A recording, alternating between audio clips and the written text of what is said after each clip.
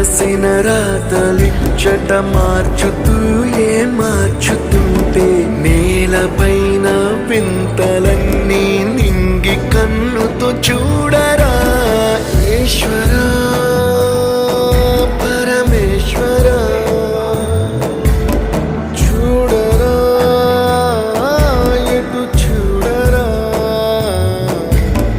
మసకబారిన కంటి పాపకి ముసుగు తీసే వెలుగులాగా కాలమడిగిన కఠిన ప్రశ్నకు బదులు